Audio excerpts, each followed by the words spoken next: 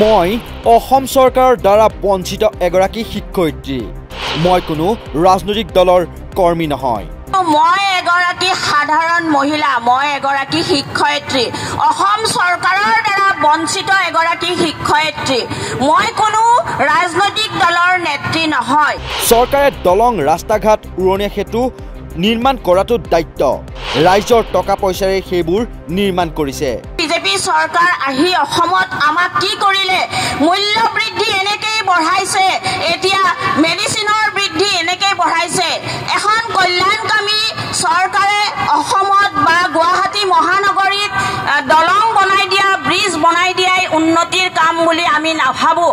আমি শিক্ষিত মানুহ হিচাপে, আমি অসমৰ নাগৰিক হিচাপে, ভোটাধিকাৰ হিচাপে সেইটো আমি আচলতে ভবাটো অনুচিত। কাৰণ তেওঁলোকৰ কৰ্তব্য আৰু দায়িত্ব যিকোনো এখন চৰকাৰে অসমত হওক, গুৱাহাটীত হওক, দলং বনোৱা, ৰাস্তা ঘাট পদূলি ভাল কৰাটো তেওঁলোকৰ দায়িত্ব। তেওঁলোকে কাৰ টকা পইচাৰে কৰিছে? তেওঁলোকে আমাৰ টকা পইচাৰে কৰিছে।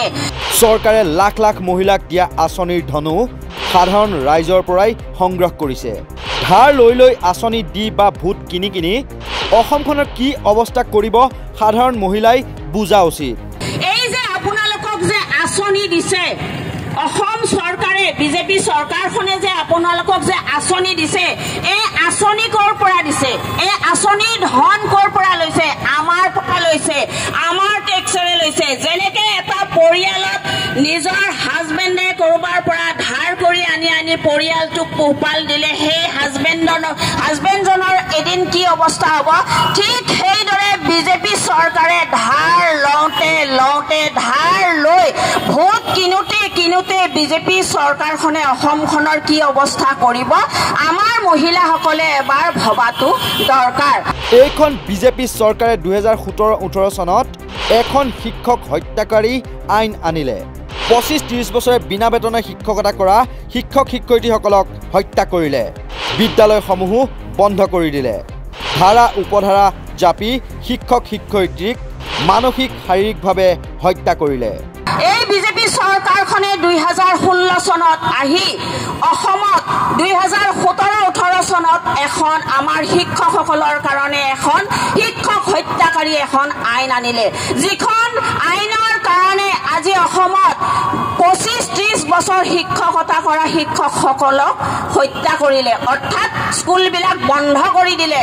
তেওঁলোকে এই আইনখনৰ জৰিয়তে কিছুমান ধাৰা উপধাৰা দি পেলাই তেওঁলোকে আমাৰ শিক্ষকসকলক মানসিকভাৱে আৰু শাৰীৰিকভাৱে হত্যা কৰিলে। মানসিক আৰু শাৰীৰিকভাৱে হত্যা কৰা বুলি মই এই কাৰণে কৈছোঁ, ইতিমধ্যে 400ৰো অধিক শিক্ষকে আত্মহত্যা কৰিছে আৰু ইতিমধ্যে বহুত শিক্ষকে ডিপ্ৰেশ্যনত ভুগিবলগীয়া হৈছে। 1997 চনৰ পৰা মৈদামগাঁও মধ্য ইংৰাজী বিদ্যালয়ত শিক্ষকতা কৰি চৰকাৰৰ পৰা বঞ্চনা আৰু প্ৰতাৰণাৰ সন্মুখীন হৈ এনেদৰেই অসম নাগৰিক সমাজৰ উদ্যোগত অনুষ্ঠিত পথসভাত ক্ষোভ উজাৰে পূৰবী শইকীয়া কলিতাই। যদি বিজেপি চৰকাৰে শিক্ষককে হত্যা কৰে তেন্তে অসমক কি শিক্ষা দিব তেওঁলোকে? এই চৰকাৰ শাসনত আৰু বেছিদিন থাকিলে ব্ৰিটিছে শাসন কৰাৰ দৰে পৰিস্থিতি হ'ব। অসম নাগৰিক সমাজৰ দ্বাৰা আয়োজিত পথসভাত বঞ্চিত শিক্ষয়িত্ৰী পূৰবী শইকীয়া কলিতাই আৰু কি ক'লে আমি শুনাই লৈছোঁ। মই নিজে এগৰাকী শিক্ষয়িত্ৰী। এজি অফিচৰ ওচৰৰ মৈদামগাঁও এম ই স্কুলত মই 1997 চনৰ পৰা শিক্ষকতা কৰিছিলোঁ।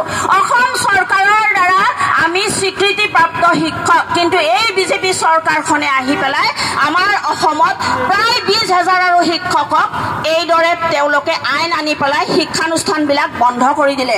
শিক্ষক হৈছে ৰাজ্যৰ সমাজৰ মেৰুদণ্ড। যদি শিক্ষককে হত্যা কৰে এই চৰকাৰখনে, তেতিয়াহ'লে আৰু কি শিক্ষা দিব অসমত? এই চৰকাৰখনে মানুহৰ কাৰণে কি কৰিব? অকল ধাৰ ল'ব জানে। এই চৰকাৰখনে অকল আইন আনিব জানে আৰু আঁচনি আনিব জানে। আঁচনিৰ দ্বাৰাই ভোট কিনি আছে। ভোটটো হৈছে আমাৰ নিজা অধিকাৰ, আমাৰ নিজা অধিকাৰ। আমাক কোনো চৰকাৰে কিনিব নালাগে। মই কৈছোঁৱেই আপোনালোকক, মই কোনো ৰাজনৈতিক দলৰ নেত্ৰী বুলি নহয়, মই এগৰাকী সাধাৰণ মহিলা।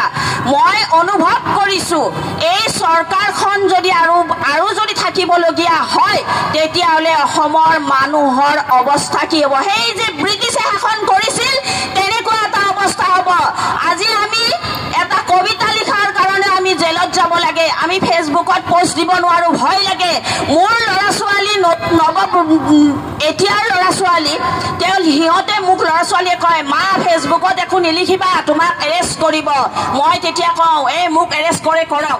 আপোনালোকে চিন্তা কৰক, এই নৱপ্ৰজন্মই কিমান ভয় কৰে আজিকালি। তেওঁলোকে মনৰ ভাৱখিনিও প্ৰকাশ কৰিব নোৱাৰে এই চৰকাৰখনৰ কাৰণে।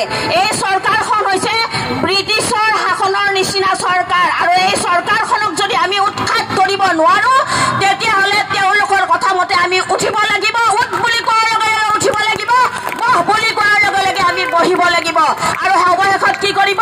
চাবুক লৈ কোবাব। আপোনালোকে মনত ৰাখিব। সেইকাৰণে হয়তো মহিলাসকলে বেয়া পাব পাৰে, ইয়াতে হয়তো কোনোবা অৰুণোদয় আঁচনি পোৱা মহিলা থাকিব পাৰে, কিন্তু আপোনালোকে এবাৰ চিন্তা কৰিব এই আঁচনিৰ ধন ক'ৰ পৰা দিছে? ধাৰ লগাইছে, আৰু ৰিচেণ্টলি তেওঁলোকে 1000 কোটি টকা আকৌ ধাৰ লৈছে। মুঠতে এইখন চৰকাৰ হৈছে ধাৰৰ চৰকাৰ, খালি ধাৰ ল'ব আৰু ভোট কিনিব, ধাৰ ল'ব আৰু ভোট কিনিব। সেয়া আপোনালোকক কৈছোঁ, মীৰা বৰঠাকুৰ অকল লোকসভা গুৱাহাটী লোকসভা সমষ্টিৰ কাৰণে তেওঁ উঠা নাই, যদিও তেওঁক নামাকৰণ কৰা হৈছে গুৱাহাটী লোকসভা সমষ্টিৰ কাৰণে। মীৰা বৰঠাকুৰ এগৰাকী এনেকুৱা বজ্ৰকণ্ঠৰ, এনেকুৱা সৎ সাহসী মহিলা, তেওঁ গোটেই অসমৰ মহিলাক প্ৰতিনিধিত্ব কৰিব। News desk report, north east নাও।